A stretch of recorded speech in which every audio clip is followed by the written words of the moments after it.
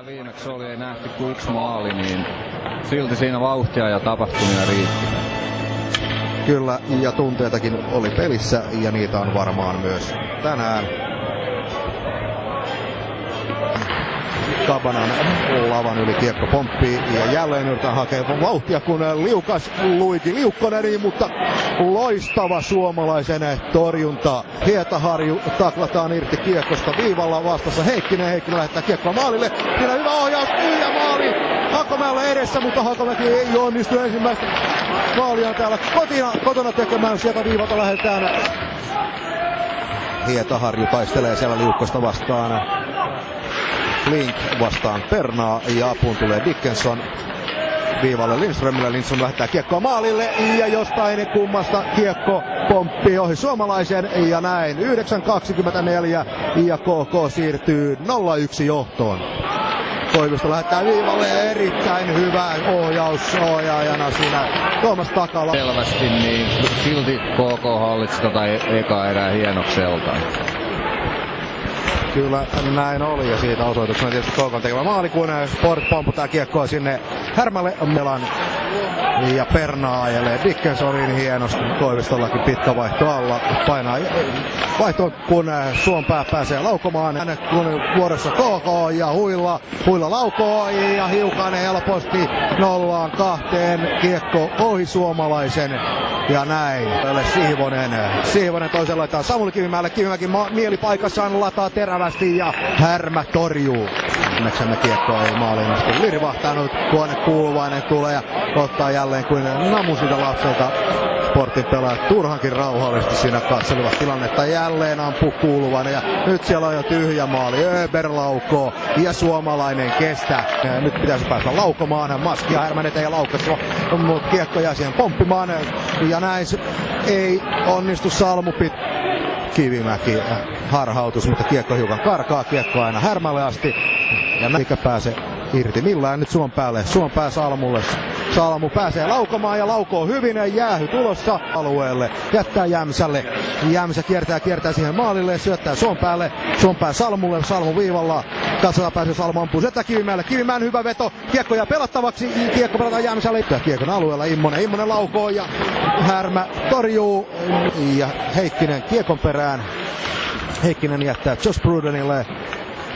Bruden lähettää kiekon päätyyn. Siellä ei Sport-pelaajia ole. Kiekko Lindströmille. Immonen viivalla vastassa.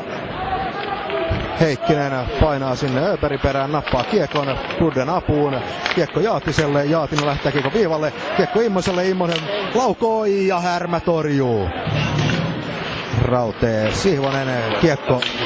Kiekko siinä Jämsän jaloissa, ja nyt se on Härmän alla. Miehet siinä sähläilevät kiekkoa. Liukkonen, aivan avopaikka ja päin suomalaista. Liukkoselle, Liukkonen takatolpalle. Dickinsonille hienosti kulkee tämä KK ykkösylivoima. Konttinen tonne vaihtoaitioon, ja hieno suomalaisen torjunta. Kon siinä putkeen. Ja oli lähellä, kun kiekko Sportin maalissa, maalin tekijä viivalta Markku Flink. 31 sekuntia kolmatta erää pelattu. Kupparisaaren halli on hiljaa. Yleisö miettii syntyjä syviä, kun taatusti KK kannattajilla on hymy herkässä. Kiekko Kabanalla, Kabana alueella, heittää Rystylä kohti Härmää. Ja kiekko Immoselle, Immonen viivalle, ja loistava ohjaus, mutta Malinen näyttää, että tämä oli paitsio. Varmasti se paitsio olikin täältä mennyt, sitä ei voida nähdä millään, ja ihan oikea tuomio se varmaan oli. Oikea tuomio vihelletty, mikä vihelletty. Täältä todellakin siitä on mahdoton havaita tuossa laidan vieressä tapahtuvaa tilannetta, kun Aapo Lampinen Rystylä kiekkoa maalille. Toisesta aallosta päästään laukomaan. Nyt kiekko Kabanalle, Sportille 3-1. Kabana Jaatinen. Kabana laukoo, ja Härmä torjuu, ja Sylkala heittää kiekkoa ristikulmaan. Pernaa Pakin tontilta noussut hyökkäyksen avuksi.